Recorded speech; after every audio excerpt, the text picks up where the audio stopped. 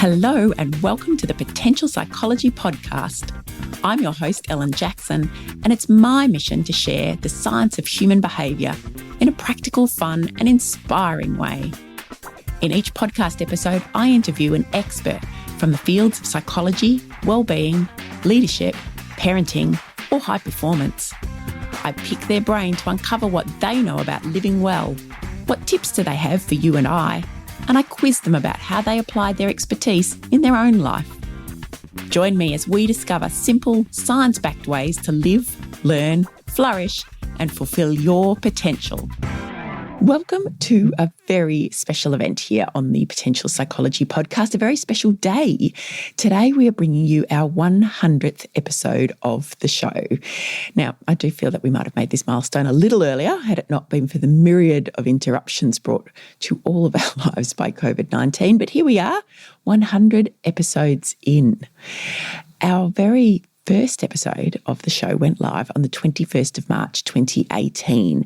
And in the almost 3.5 years since, we've brought you interviews with 90 expert guests, from authors to researchers to documentary makers to parents, physicians, neuroscientists, psychologists, a vast and wonderful array of passionate people who are in their own way and in their own domain helping others to thrive, helping you to thrive. We've also brought you 6 special episodes, from introducing you to our behind-the-scenes team here at PPHQ, to interviews from the world's largest international positive psychology conference from the days when you could do things like that, to celebrating International Happiness Day with audience participation. That was fun. And our night at the Australian Podcast Awards in 2019. And there's also been a handful of solo episodes for me talking about some of my favourite topics, including motivation and procrastination. It has absolutely been a great ride so far. And I thought, before I tell you about the exciting things that are coming up on the show, because it is just so far, we continue onwards into our next season, which is going to look a little different. And I'll tell you more about that at the end of today's interview. I thought I'd very quickly share with you the 3 things that I have learned from starting, growing and sharing a podcast. 3 things that have helped me, I believe, to fulfill just a little bit of my potential. Number 1 is just start. Whether it's a podcast or a business or a new habit or routine or a new job or a career or a project of any kind, I am a big fan of Arthur Ashe's words: start where you are, use what you have, do what you can. When we started this podcast, I had absolutely no audio experience, no interview experience, no idea really at all about how to create or produce a podcast. I wasn't even absolutely sure that that's what I wanted to do.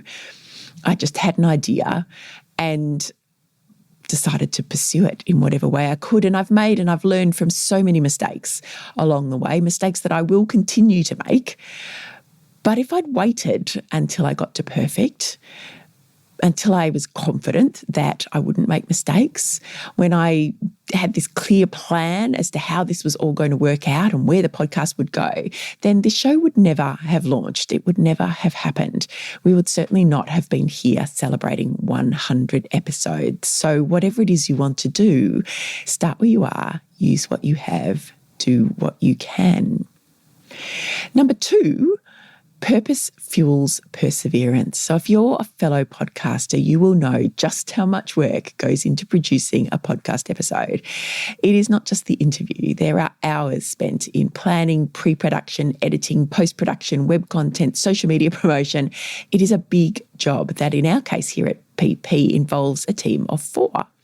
And we're just a little indie podcast that in no way turns a profit making this show.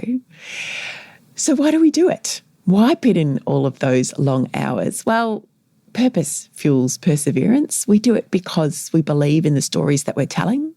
We believe that we make a difference, even in tiny ways, to the well-being of you, our audience. And we do it because we all love to learn along with you. Every expert interview that we bring you, we also learn from. We are all fulfilling our potential together. And that is the motivation that we need, all of us, to keep going. And the third thing I've learned is actually about you. We get wonderful feedback from you, our audience, about our show, our guests, our topics, and our conversations. And they come through email messages and reviews and social media conversations and even face-to-face occasionally when I get that wonderful opportunity. And I never know which conversation or which guest or which idea is the one that's going to strike a chord with you. Sometimes it's the tiniest comment that a guest makes or the tiniest fragment of a conversation that we have that you tell me really resonates with you, really meant something, really helped. And I never know what those tiny things are going to be or for whom they will make the biggest difference. You always keep me guessing. And so I've learned not to overthink it, not to try to anticipate what you will or won't like or what will be most meaningful to you. I remind myself that what works for me isn't necessarily what will work for you because we're all different. So I just try to bring you guests and topics and content that I hope will be interesting, that are diverse, that are thoughtful, that are credible and practical. And I trust that you will find the little nuggets in there that you need in the moment that you are listening in. Okay, so that is just some of what I've learned from 100 podcast episodes. There is so much more. But right now, it's time to introduce you to or reintroduce you to our very wonderful, very positive guest who is here to help us celebrate 100 episodes of the show. And do make sure that you keep listening in after our conversation to find out what season 11 of the Potential Psychology podcast is going to look and sound like, because there's something new and very exciting on the horizon. With me today to celebrate 100 episodes of the show is the woman who joined me for our very first episode as our first guest a little over 3 years ago. She is Dr. Jo Mitchell, clinical and coaching psychologist and co-founder of The Mind Room, which is a wellbeing and performance psychology community in Collingwood in Melbourne, Victoria, here in Australia. And Jo works with people to achieve valued life goals and find meaning and live well. She works with professionals experiencing mental illness, burnout, or significant stress. She has a background in the sports industry herself, and her love is working with high performance and particularly managing work and life transitions, mental illness, and well-being. And there's a whole lot more I could tell you about Jo, but I'm going to let her tell that herself. Welcome back to the show, Jo. Thank you so much, Ellen. This is my first century, so thank you for gifting me that. Yes, well, look, it is exciting to have you on the show. It's exciting to be able to actually mark this occasion with a bit of reflection and perhaps a little bit of projection of what we think the wellbeing and positive psychology and other related spaces might be in the next however many, maybe if we reconvene in 3 years' time. But before we get to that, I'd love you to tell our listeners who perhaps don't know much about or anything perhaps about the Mind Room, because we have visited our listeners from all over the world, and perhaps a little about yourself. Absolutely. Well, we have just celebrated the launch of our new Mind Room venue, and it was a fun party, which I think is kind of key to who we are. Like, we take ourselves seriously in terms of the work that we do, but very much try to imbue the way that we approach psychology with joy and creativity. So myself, I'm a clinical and coaching psychologist. I probably spend maybe a day and a half of my week still seeing clients one-on-one, and then the rest of the time is doing podcasts like this one, but media pieces, but also working on projects that for us at the moment are that really beautiful balance of creativity, psychology, and well-being. Can you give us an example of those sorts of projects?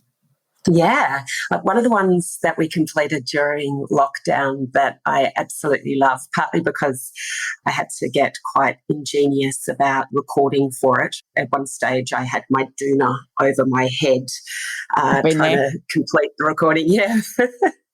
But it was a project with McClelland Art Gallery and Sculpture Park. And obviously during COVID, people couldn't get to their venue. And so they wanted to bring people in virtually. So they did some beautiful drone footage of some of their incredible, huge outdoor sculptures. And we put meditations to them. So we designed a script based around the artist and the artwork. So doing projects like that, which anyone can take a look online. If you look at McClelland Art Gallery and Sculpture Park, you'll find those meditations. They're still there, but they're really just beautiful. Other projects, the more traditional things like sitting and working with organisations and talking to them about, well, what are you doing in the mental health and wellbeing space?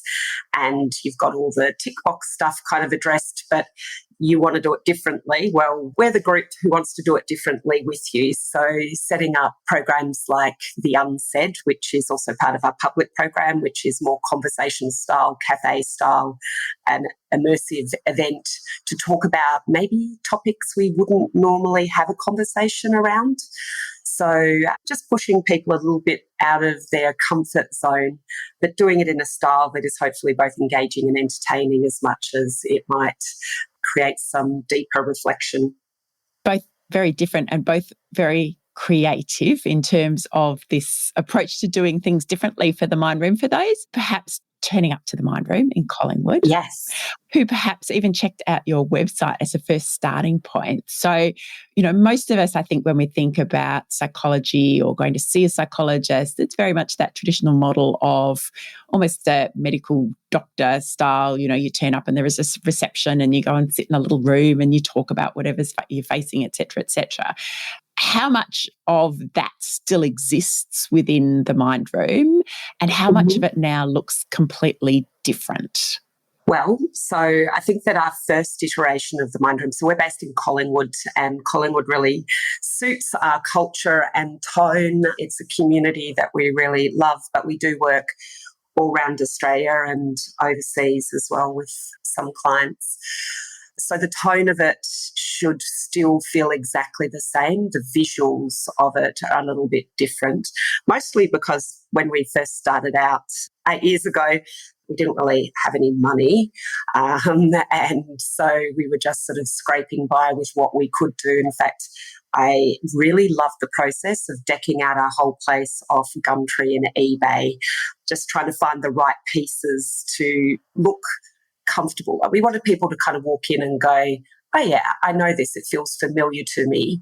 It's more like walking into your home, but professional. So I think for a long time, psychology and psychologists have been limited by an overly medicalised mental health system. And we wanted a place to innovate, to create, and to imagine what psychology can actually contribute to creating a more inclusive, healthier, and more connected world. So when you walk in, we're in a converted warehouse. It's huge, as in it's got incredibly high ceilings. It's very bright, well lit. It's got a nice industrial feel mixed with a more modern kind of, I guess it's a bit of a mid-century Scandinavian type of vibe with the industrial. And you're greeted by hopefully a smiling face, because that's really important to us, that you are hosted well when you walk in. But the waiting room is beautiful and inviting. It's not what you would typically expect from a medical practice.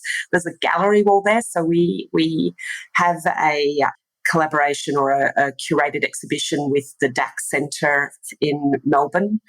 And so some of their works are exhibited on our gallery wall, which you can view as you come into the waiting area.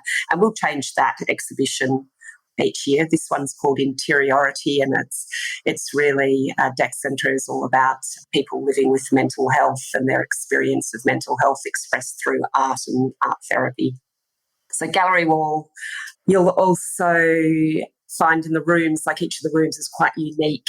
It's comfortable, quirky, got a different style. We've got our crazy bird lady room. There's a lot of birds in there. Hopefully it's not too overwhelming for people.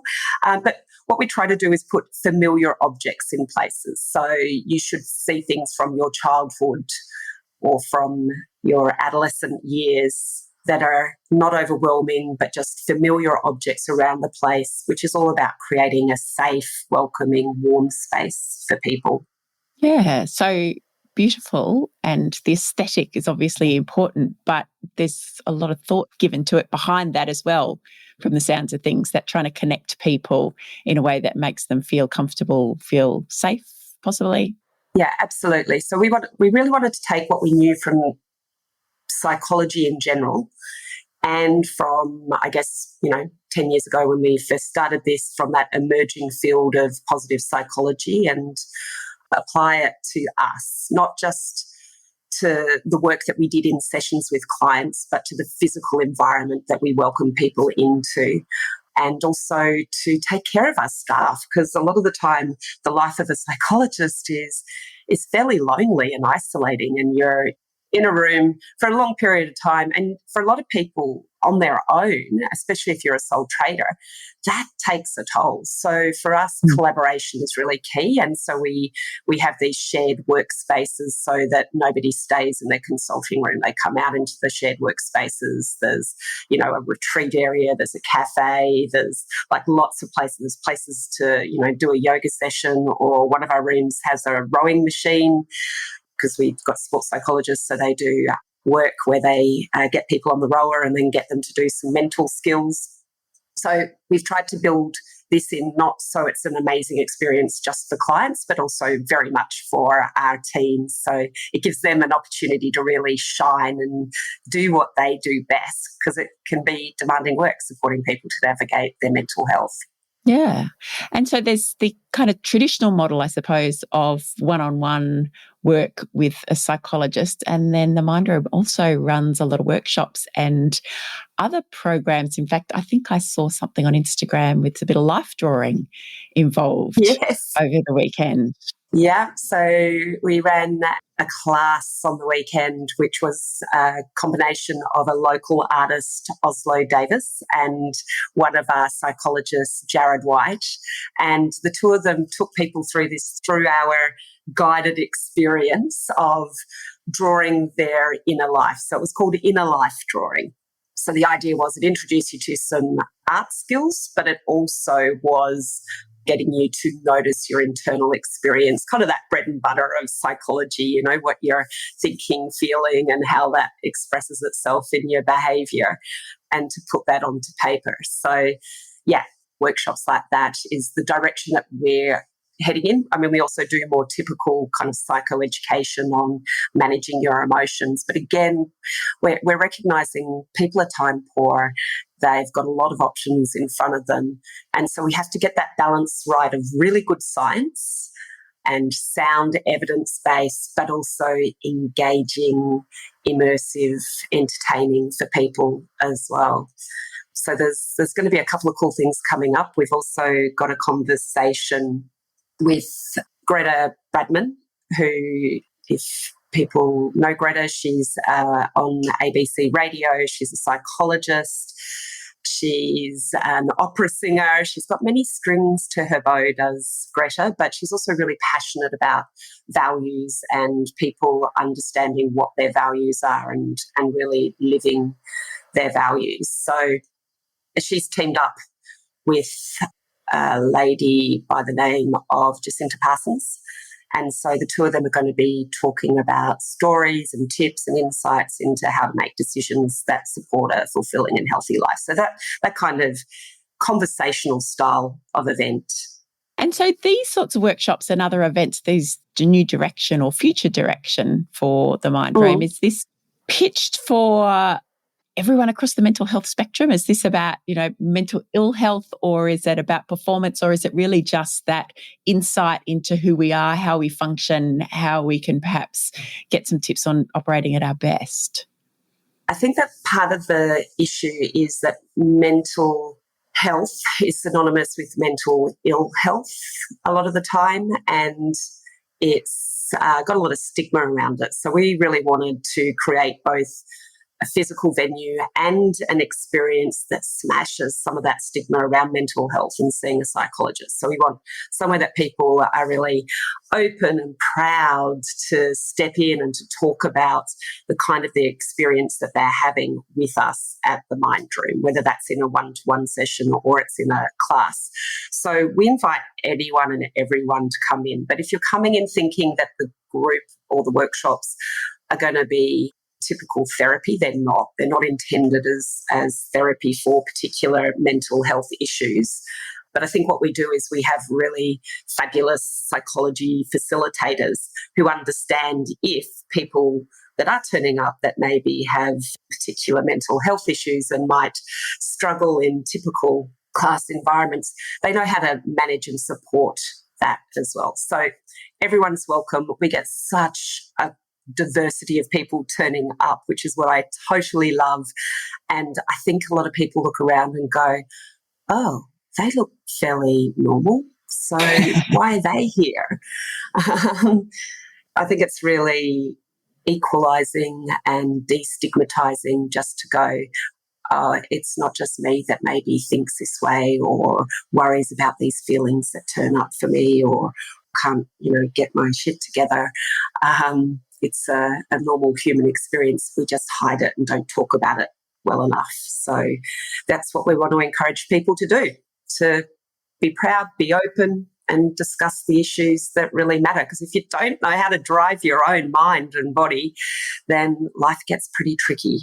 Yeah, and I can see that having this element of sort of another dimension, the creativity dimension, whether it's the art or conversation or any of these different ways, I suppose, of framing some of these situations up beyond what we might call traditional psychoeducation, which is just, as you say, that kind of talky workshop type model, is a great way to help people perhaps access some of those situations, to get involved. It perhaps breaks down a little. It's not just about going to see a psychologist or a psychology workshop. It's all of these other elements. And then this is just part of the important underpinning message. Is that kind of the angle you're working on? Yeah, absolutely. Wherever you're at. So people will come in because they are living with maybe an established mental health issue or it's their first time experiencing a mental illness. But also people come in because they want to do better at their life and they figure that there's something internally that's perhaps holding them back and we can help them explore that. People have probably heard me say this before, but I have a delightful client who, when her friends, she said to her friends that she was seeing me after she'd been a few times, and their response was to go into, oh, what's going on? Are you okay? And she kind of looked at them and went, yeah, I'm fine, but I just want to be premium. So I love that idea of, go see your psychologist because you want to be premium. Premium. That's a good way to do it. I've had another of our guests, James Garrett, who I've spoken to a couple of times, who's based in the US, and he's done a lot of work for himself and then kind of brought his community along with him. And he talks about it being version 2.0. So that same idea of this is the upgrade, this is the premium, this is the best I can be. I'm going to invest in all of this learning and discovery in order to become the latest version of me, the premium version. Yeah. Which is also interesting because when I say that as well, we don't want cookie cutter people, as in we don't want to create everybody the same or smooth off all our eccentricity or quirks or rough edges. It's very much about finding the authentic you and the person that you want to be and that you are accepting and of who you are and how you live your life. I did read an article, I can't remember who wrote it, sort of slamming the emotional intelligence training and that it was creating, I guess some part of it was creating this idea that all of us should be in some ways the same and respond evenly and calmly to every emotional issue that faces us. I don't think it's about that at all, but it is an interesting idea that came up in that article. I think it was in the New Yorker of, are we telling people too prescriptively how to live and how to manage emotions and thoughts and living? I hope not. That's certainly not our intention, but I think we can, for a lot of people, just make it a little bit easier by putting you back in charge of your mind, your body, your life. So creating that awareness is a first step, because without that, we can't harness any of it, can we? We can't become the best version of ourselves because we don't even know what ourselves are. No. Well, it's like I just renovated my kitchen during COVID, of course, when you have time to do these things. And I've got myself this really flash new oven and cooktop. Part of the motivation was I wanted to do more cooking. However, I realised that I don't know how to drive it. And because I'm not a person that's great at looking at instruction manuals, I haven't learnt how to drive it either. And so I'm using it in a really limited way. It has so much more potential. And I think that that's the same for us, is that we don't look at our own manual and work out how to drive ourselves in a way that helps us to realise our potential and live life on our terms. That is a great way of looking at it. I compared us all to an oven. There we go. Great. A fancy oven. I was thinking about the car manual. We got a new car again last year in the middle of COVID, which had nothing to do with COVID. It was just the time when we needed it because the other one was falling apart. And, same thing. It can do a lot of things, but do I have time or space to actually sit there and bother trawling through the user manual that came with it?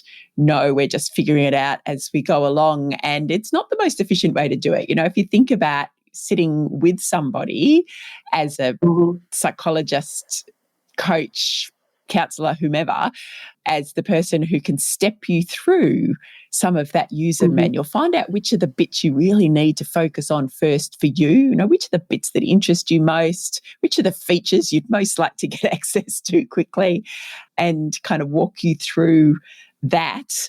That's not a bad analogy, really, is it? No, that's right. And I think the idea of we learn better when it's applied in our everyday life, right? So probably the best way for me to learn how to use my oven is to cook more and make more mistakes and try things out, as well as have the instruction manual beside me so I know how to use some of it. And so I think that coming in and going through this process over time, whether it's in a one-on-one format or a class format or an event format, it just helps you to understand some of these ideas and think about them in the context of your own life, and how do I apply it here in my relationship or in my workplace or in whatever part of your life that really kind of matters to you. And it sticks better because it's real. It's not an abstract, just reading through a manual sort of for something that I don't even know if I'll ever use. Very dry. Jo, I'm intrigued. I'd like to take a little step back and see what it is you feel has changed in, perhaps, because talking about the mind room and all the cool and creative and exciting things that you're doing as and I love that you use the phrase community, because it really does, from all the messaging that goes out there, from your website to social media to the sorts of events that you put on, you do get a strong sense that this is a community rather than a physical location or a business or anything like that. So if we talk about the psychology community or the positive psychology community, perhaps, what have you seen change and grow in the last 3 years since we spoke last on the show? I'm pretty excited about the direction that the positive psychology community is taking, because I don't know if you saw recently the renaming of the University of Melbourne, the Centre for Wellbeing Science. I think that they very neatly sidestepped putting a Centre of Wellbeing Science. So they didn't want to be a cow. So they've gone for CWS. I hadn't thought about the acronym. They must have, yeah. I was like, the Centre for Cows, awesome. Anyway, but the direction that they've taken, where they've changed the name to be more reflective of, I think, where the whole of this field is going, which is wellbeing science, not just psychology. And I think that that is the biggest thing that I see hopefully changing. Again, we have this very segmented approach to health more broadly. where, we have specialists, like the whole medical system is set up for specialists. And you can kind of understand why, because it's so hard to hold all of that knowledge as one individual. Like I constantly feel overwhelmed by all the things I want to know about and just can't get to stick in my brain. So this idea that we need more input than just one discipline, that positive psychology actually is contributed to by education, by economics, by social science, by so many different areas. So I think that's seeing that broadening. And hopefully what it also means is that we're finally seeing a more embedded and integrated psychology as a whole, that it's not so unusual for us to be having these conversations about, well, have you thought about people's values or their strengths or what they're doing well and how to build well-being, that's kind of, we've passed that first iteration. So I definitely see the broadening, the more acceptance of other areas of knowledge, the weaving of those things together, which is so hard, it's so complex. And for me, it's always been about collaboration, like we've got to collaborate. And I think in a lot of industries, there's a competitive kind of sense of, this is my patch, this is what I do, move on over. We don't want to do that. It's not where the best things happen. So I love the fact that we collaborate with so many different people. Same thing, like imagine your podcast. If you just talk to the same person every podcast. Like, yeah, that would be very boring. That was exactly why I couldn't just do a solo show, because I'm like, nobody just wants to listen to me talk every week. I've got to talk to other people. Yeah, I mean, again, I guess, there's people who do their own shows and they bring in diversity of ideas, but like this idea that we actually are better by collaborating with others, by hearing other ideas, by diversifying opinions and voices. And so I think that that's what I'm seeing is definitely a shift away from positive psychology owning the wellbeing space. I think we've got a more nuanced understanding of it, and I think that we are seeing wellbeing more embedded, so happiness, wellbeing more embedded in all of our work. I don't know. What do you see? Well, no, and in fact, it was actually the renaming of the Centre for Positive Psychology as the Centre for Wellbeing Science, which kind of triggered this thinking in me. It was like an acknowledgement by, and for those who are listening who don't know the centre, they do a power of work around the wellbeing space, and it is a very collaborative centre in that it's looking, at wellbeing from a range of different perspectives. It's not just a place full of psychologists, which is really cool. But I think, for me too, that was an acknowledgement that, oh, hang on, we have matured perhaps as a field of study, and it is the recognition of this collaboration. And I wonder too, whether, and maybe this has happened separately, but certainly, 2020 brought its challenges, but I think it brought some big and positive changes in some ways as well. I know certainly for me, speaking to organisations and workplaces, there are conversations being had about things like wellbeing, happiness, stress, emotions, dealing with change at an individual level, not just, change management's been around as a management thing for years and years, but suddenly how do individuals cope with change? How do we adapt when things get turned upside down?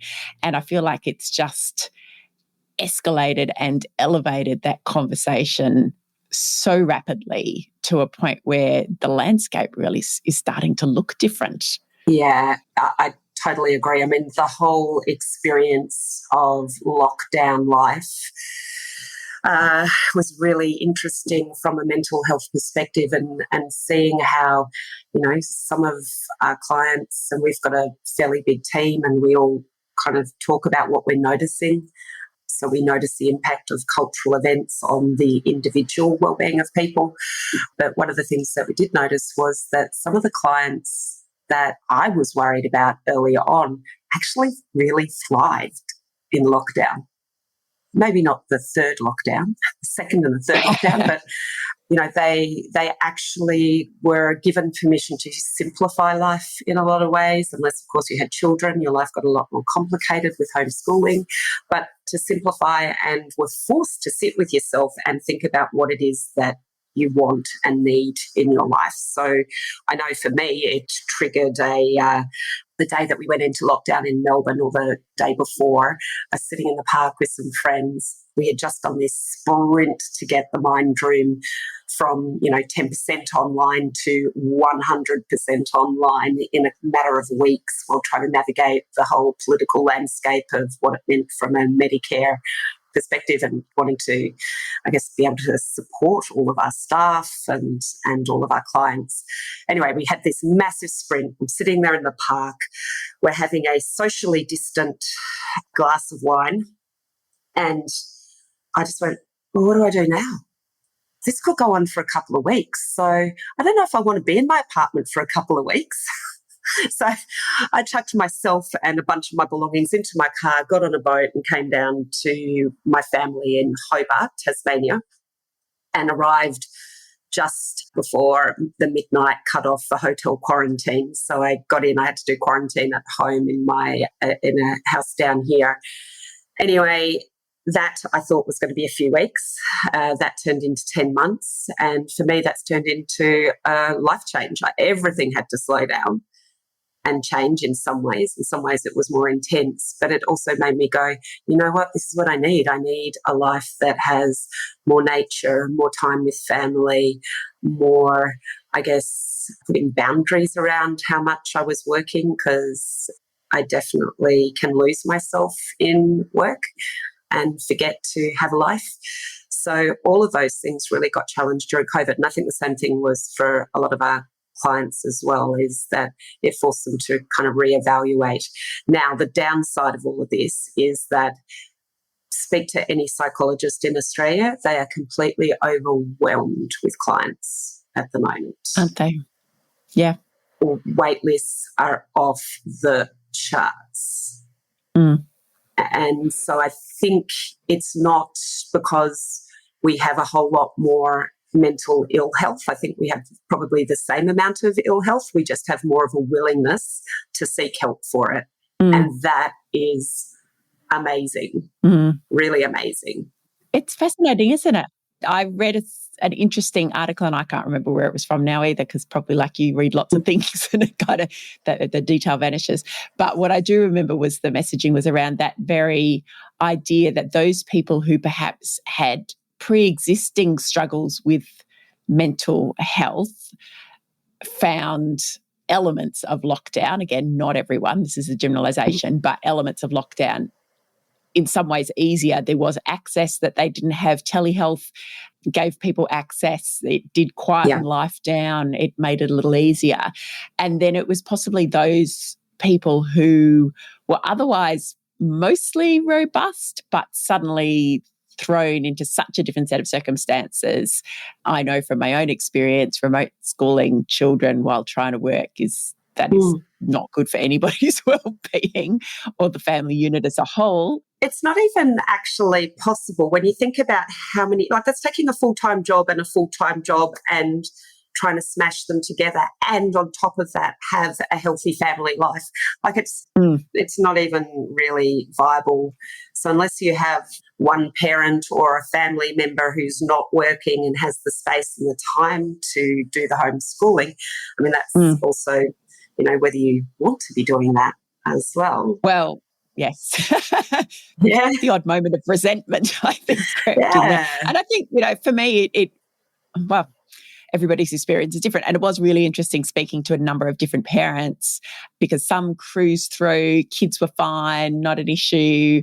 Others, it was impossible, depended on the age, depended so much on your children. And I learned so much about, if I look for the positives in this, I learned so much about my two children and the way they approach their work and what they need to thrive. So my little one, he needs the other people around him for, even though he's not particularly extroverted, it was something around whether it's the standard they set or he has to rise to the challenge that is set by being, immersed with other people. And so doing it on his own it just didn't work Not for him. So, and then I'm dealing with all of that. And of course, you know, being the psychologist, I had to look at it all through the psychological lens of, oh, what's going on here and why this emotion and why that and what's going on there. But yeah, so when you can look at everything from different perspectives. But yes, I think for those of us for whom it was like, oh my goodness, you've just thrown my world upside down, that is where that conversation came in. And yes, maybe that has, and I hope it has, you know, led a lot of other people to seek the support of a psychologist, even though nobody can actually service them because we don't have enough access to everyone. Which is the really tricky part, which is also why I think it's really important that we don't just do the one-on-one psychology work, because we're never going to get, like, we can do really amazing, impactful, deep work, but you're never going to get the reach. So for us, it's about getting reach. And so if we can have a variety of ways that we can support people, then that's got to be good for the whole community. And for us, it's what can we do outside of the therapy room? That's what I'm really excited about. And like, psychology has so much to contribute. But if we just look at ourselves as being, well, we only do psychology in the therapy room, or we have a bunch of hacks that we can give you that might hit popular media or be useful in your team change management leadership program, then we're really limiting ourselves. So we're excited about how do we perhaps go to the places and spaces that people exist and live and love to be, like, are naturally drawn to, and give it a layer, which is an understanding of something about either yourself or the way that you relate to others or to the world. So it becomes much more of that one-to-many type model that perhaps, you know, while we're thinking about what's changed over the last 3 years and what we want to change into the future, creating more opportunities or seeing psychology or seeing wellbeing science, as it, you know, really is, through that lens of how do we create that one-to-many experience, because you know, again, opportunity systems change there as well. You know, we know that the inverted commas the mental health system isn't working as we need it to at the moment, you know, rather than trying to just keep doing more of what we already do. Let's change the system, do it differently, do it in a more creative manner.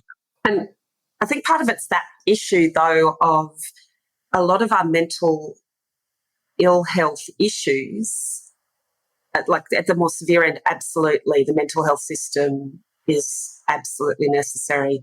But a lot of our ill health issues are about the kind of community that we've created for ourselves. And I think that that's what lockdown and COVID created, was for a lot of people thinking about, how do I want to live my life? What matters most? Do I need to keep perpetuating this culture of busy and just running myself ragged? Because in doing that, I go into autopilot. If I go into autopilot, then I tend to fall prey to all of the joys of a consumerist society. So I think that the responsibility for mental ill health comes back to us changing culture and us creating more open, welcoming, diverse places for people to talk about mental health, what's going on for them psychologically, how they're managing, what they're doing that looks after them, and giving them permission to do more of that. So, I mean, I know the things that look after me, but for a lot of stages of my life, I haven't done them. So if we can, as a community, give people permission in the same way that you're talking about your son, it's like the group gives him permission to lean in and be engaged in his schooling. So I think that we need the same thing around mental health and wellbeing, is that the community supports us in taking care of what matters most. So aside from what the Mind Room are doing in that space, Jo, who else are you seeing doing cool stuff? Where else is this kind of community-led press pause, be open to having conversations stuff occurring? Yeah, so I see there is a group in Sydney called the Indigo Project. And I'd say, for me, they're probably the only other ones that I've seen in terms of being both a psychology practice and doing something creative and cultural and impactful. So Mary Huang and her team at Indigo Project do some really beautiful work, including, I don't know if you've seen the death meditation that was run recently at the Opera House. And it's a combination of psychology, but also music and meditation, and this really immersive, powerful experience. But you are being, I think, held by really capable hands rather than sometimes I think it's easy to kind of push people into psychological experiences that can go a little awry, whereas Mary and the team do it really well. So Indigo Project, I think that their work is fantastic. I think that anyone, people like yourself, getting out and talking to a range of people, like that has impact, yeah? People, especially, I don't know about you, but like I've been listening to so many more podcasts in the last year than I perhaps was before. But I think that exposes us to great ideas, different thinking, and, the diversity of voices that we need. But otherwise, I think that we probably see more good work being done by non-psychologically based institutions, that they're kind of going, oh, well, if those guys aren't doing it, we need to. And while I think that's fantastic, I also think that there's a missed opportunity for the field or industry of psychology. Like, we should be in there. We should be part of the discussion. What have you seen that you kind of look at and see as being exciting, innovative, doing it differently? Oh, look, that's such a good question. I'm supposed to be the one asking you the questions. There's a psychologist turning the question back on me. It's interesting. So I've been more actively involved since the middle of COVID in my local community and community leadership, which is an interesting and exciting place to be. It's not strictly psychologically related. In fact, in many ways, it's not at all. But I think what it does is allow people to tap into a lot of things that we know from the psychology and from the wellbeing science makes a difference. So I am working with individuals now who want to be more active participants in their local community. They're addressing issues that are meaningful and purposeful to them, like how do we address housing shortages and how do we ensure sustainability in our, all of our different practices, even in terms of manufacturing. So these are people who are interested in identifying the issues that they feel are important for our community, for the growth and the sustainability and the health and the well-being and, just everything that we need as a community to thrive and to remain resilient and to flourish, and working with them to give them the opportunity to find the avenues for doing that work, whatever that may look like for them. So getting involved in those issues and taking up leadership opportunities to drive those things. And that's incredibly exciting. And I think, again, it's probably in a way, and I'm only thinking of these things now as I'm saying them out loud, a way to have an overlay of wellbeing science through a different avenue. It is, and I do lead this program, so I always am putting in my bits and pieces around wellbeing. So we've done some work on strengths and everything that we talk about. I have, take every opportunity to pop in these little bits, but it's helping people to be their best selves by contributing to something greater than themselves, in this case, our local community. So, hadn't really thought about how that works. Although, to be fair, a colleague of both of ours, Andrea Downey, when I first mentioned to her that I'd taken on this role, she said, "Oh, what a fantastic opportunity for systems-wide change." And I went, "Oh, yeah, you're right." I hadn't thought about it in that way. She is a beautiful soul that does there's someone that does incredible work out there in the education system. People like Andrea and Project Thrive and the work they do with leaders in the education space around really deep understanding of what wellbeing is, and that it takes more than just chucking people in front of a class and doing a gratitude exercise, that it's about how we build our systems and processes and our physical infrastructure. That's what makes a difference. And I think, if we come full circle, then that's what, for me, the Mind Room is a living, breathing example of what I would love to see more of out there in the community, not as a psychology practice necessarily, but medical practices, for goodness sake. God, they could take a leaf from this book. Speaking with because I kind of have made the assumption a lot of the time that medical practices need to be the way that they are. But I was speaking to a young GP who came to our launch and was just like, this place is incredible. I wish I worked here. I'm like, great, you can come and work for us. We need a GP. Come on in. But we had that discussion. I said, but of course we wouldn't have, I guess, maybe the facilities that you need as a GP. And she's like, no, I can work like this. And it's like, well, I always assumed that they were really sterile environments because they needed to be sterile.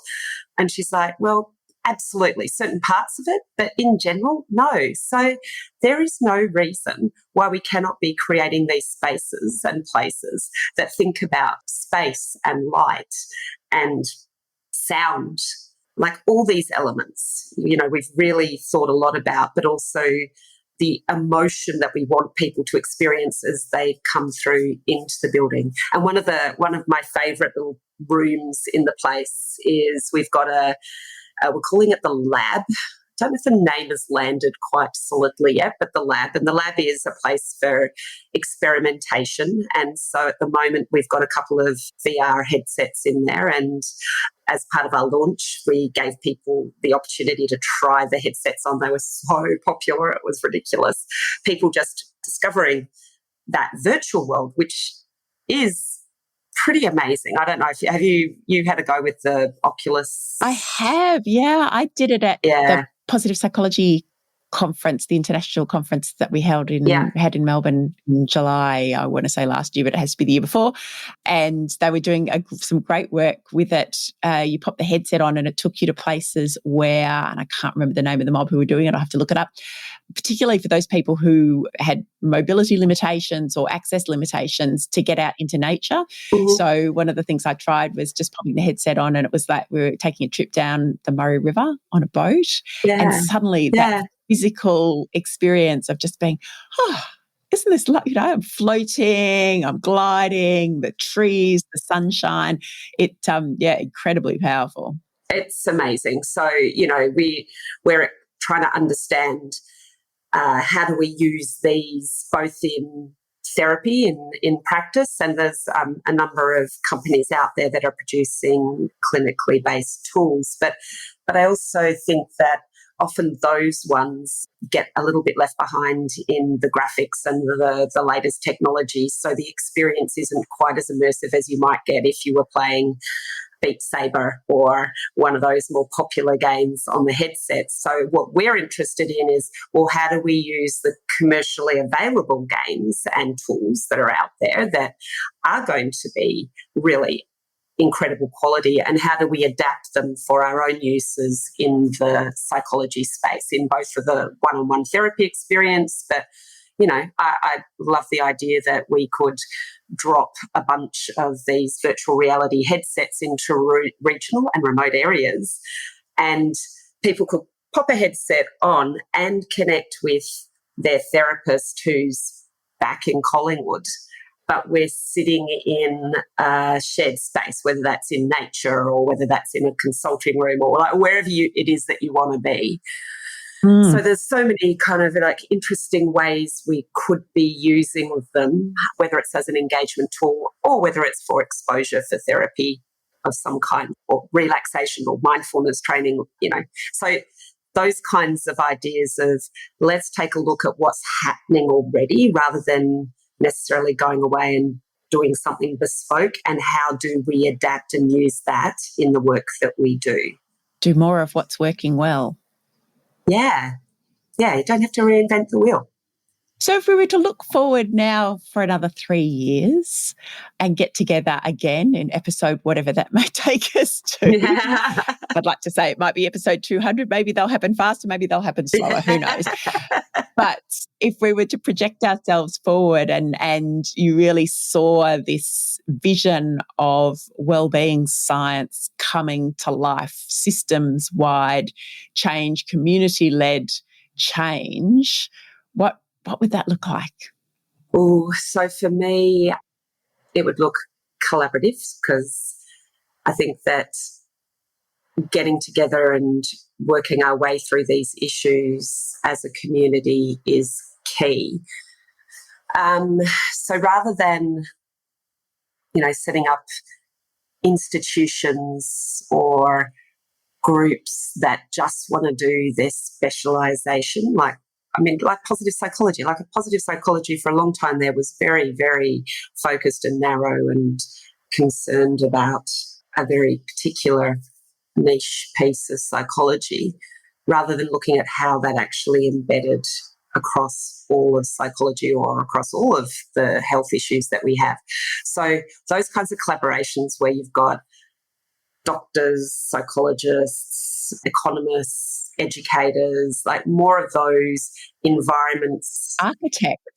Architects, oh my God. In fact, that was part of the delight of this project, was working with the building industry, going, this is our vision. And they were so excited. They're just like, you mean we just don't have to do another commercial fit out? We're actually doing something with purpose and meaning. It was amazing, really amazing. And for me to learn the more practical aspects of it, like compliance. Oh my God, if you walk into the mind room and there's something you're going, that's a bit weird, why'd you do it like that? I'm just going to say compliance. It's always compliance. There was a rule. Lighting levels to sound to doorway spaces. It's like, oh my God. Anyway, yeah, so more of those collaborative, integrated, diverse groups getting together and solving, I think, the issues that we face as a community. But I also hope in 3 years' time that we don't have the same culture of busyness that is so embedded that if nothing else, because I definitely see that sense of that loosening during the COVID period of people going, ugh, I don't want to be that so much anymore. I hope we sustain it, and I hope that we actually keep making that localised change, because I think that's, the world opened up. We can see everything happening all over the place, but actually where we can really affect the change is locally. So integrated, diverse, collaborative and local, that's the nature of business and organisations, and the work that I hope we're seeing a lot more of in 3 years' time. Just snap onto that one, Ellen. Get that happening. Well, we had to start the conversation somewhere. So let's see, you have to start with a vision, don't you? So that you know what it is you're working towards. But certainly for me, that's an incredibly compelling vision. It's already given me lots of ideas for things that I might be able to do to play a little part in that as a psychologist, but also as part of my local community, and just someone who's passionate about helping all of us to thrive and our communities to thrive and to flourish. So, Jo, thank you so much. That conversation went in wonderful directions, as the best conversations always do. It's been a delight to have you back as our guest to celebrate our 100th episode of the Potential Psychology podcast. And I absolutely will ensure that we have you back to celebrate again, maybe at 200, maybe before then.